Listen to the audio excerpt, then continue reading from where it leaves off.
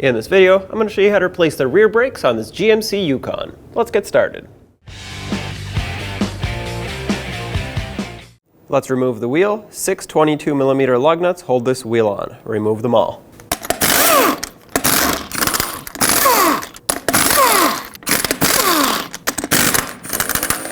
Pull the wheel off. Use a 13mm socket to remove both of these mounting bolts that hold the caliper onto the bracket.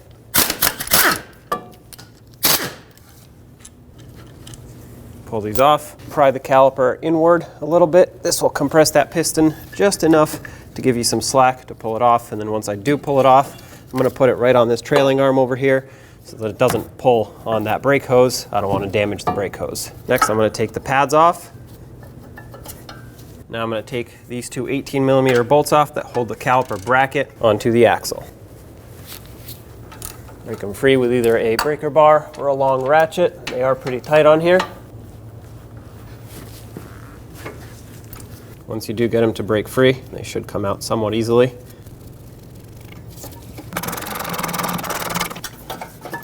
Okay, pull the bracket off, pull the rotor off, set it aside. My hub is in very good condition actually, it's very clean. I'm just going to give it a quick wipe down. If you need to use a wire brush, go ahead and wire brush it or sand it down depending on how bad yours is. And now we'll go ahead and coat it with some anti-seize so it can be protected from rust. You want the rotor to sit nice and flush the whole time it's mounted on here, because if this swells up from rust, it'll actually push the rotor out and then you'll get brake pulsations and other issues. And you also don't want the rotor to get stuck on here from rust. Now you don't want to put a ton, you just want to do a light coating over the whole hub surface, because if you put too much, well, it'll squish out as you put the rotor on and it'll start flinging everywhere. You want to try to avoid that. Also avoid getting it on the threads of the lug studs. Those need to stay nice and dry and clean for the lug nuts to have proper clamping force. Grab your new rotor, slide it on here just temporarily. Be careful so it doesn't fall. You want to clean out the inside where the parking brake shoes ride, get any oils off, as well as on the outside. Use brake parts cleaner on a clean rag, and then take it, flip it over, and install it the right way. Just like this, and then we'll clean off the outside the same way.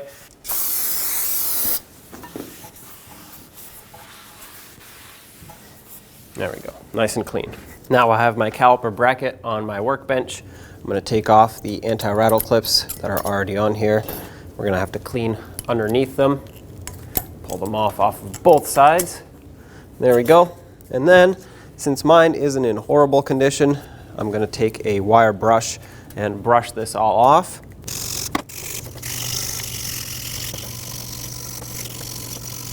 And flip it over, do the same to the other side. Rinse it off with some brake parts cleaner. Get all that dust off of there. Do the same to this side.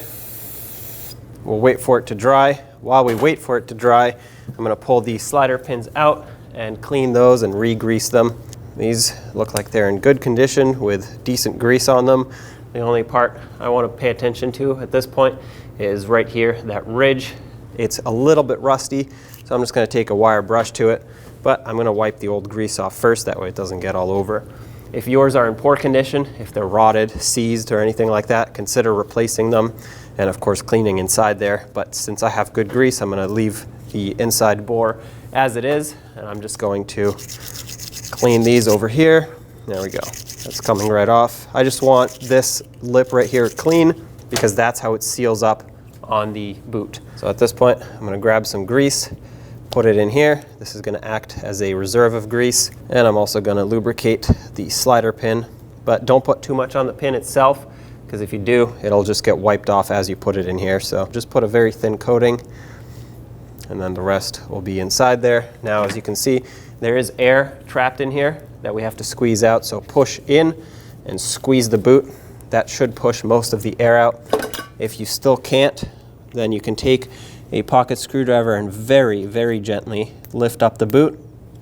You'll hear the air kind of hiss, and the grease will start making little popping noises. That's the grease in the boot releasing the air.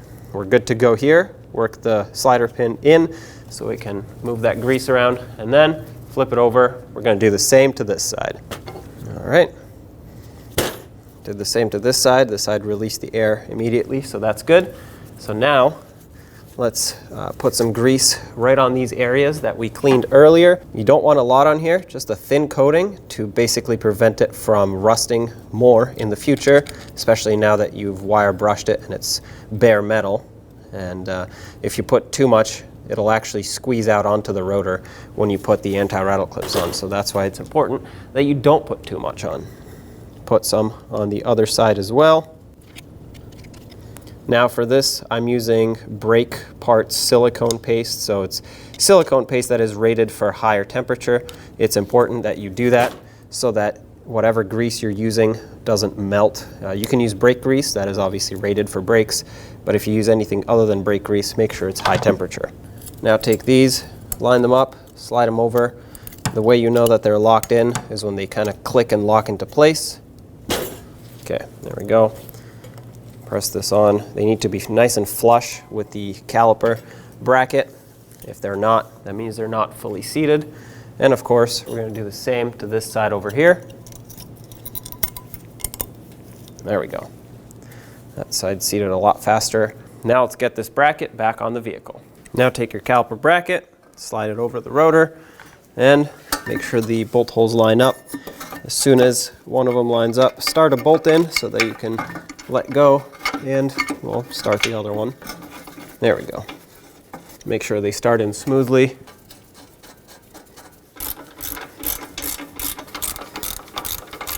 If you have the heavy duty suspension, these get torqued to 221 foot-pounds. If you have the light duty, which is the case for me, these get torqued to 148 foot-pounds. Take the pads, slide them on. On the inside pad, or the inboard pad, you want to make sure that the wear indicator, the squealer, that's this little tab that sits on the pad, goes on the top of the caliper bracket. If you're putting it on the bottom, then you have the wrong pad. It's the one for the other side. Slide these in. These should slide in very smoothly like this and then wiggle around. If they don't, that means you didn't clean up these areas enough and they're actually getting squished in between. That's not a good thing. You want them to slide easily. The outer pad does not get a wear indicator, so make sure you don't put two on one side and none on the other. There we go. That's perfect like that. Now we have to push the caliper piston back in to make up for the newer, thicker pads. I'm going to pop the bleeder screw cap off and break free the bleeder screw. To do that, all you need is a 10mm wrench or socket. I'm just going to use my little impact driver to break it free more easily because now that it's off the car, it's all wobbly. If you don't have this, you can reattach the top bolt and then break it free by hand. Also, have a collection bucket ready because fluid will start leaking at this point. Now take your caliper piston tool and we're going to want to depress this piston all the way in. Ooh.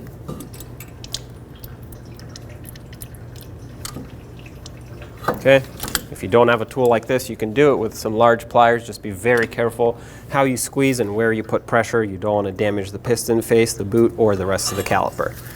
Now I'm going to tilt this up like this so that any air can bubble out through the bleeder screw. And there we go. Snug this back up. Wipe off any excess fluid. Put this little cap back on.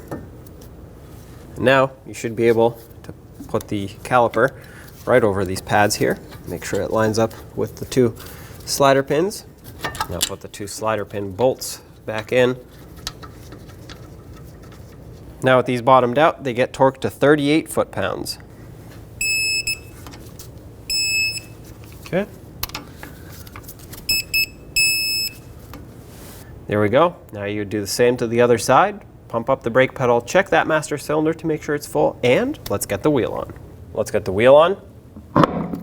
Put on all 6 of your lug nuts, and in a cross pattern, torque them to 140 foot-pounds.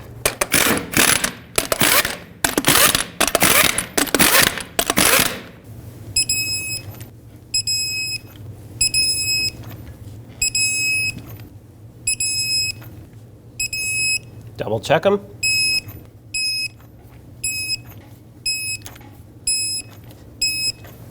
And take it for a road test. When only the best will do, demand TRQ. the only company that lets you view before you do. TRQ is committed to offering the highest quality aftermarket auto parts that are engineered for peace of mind. Thanks for using and viewing with TRQ.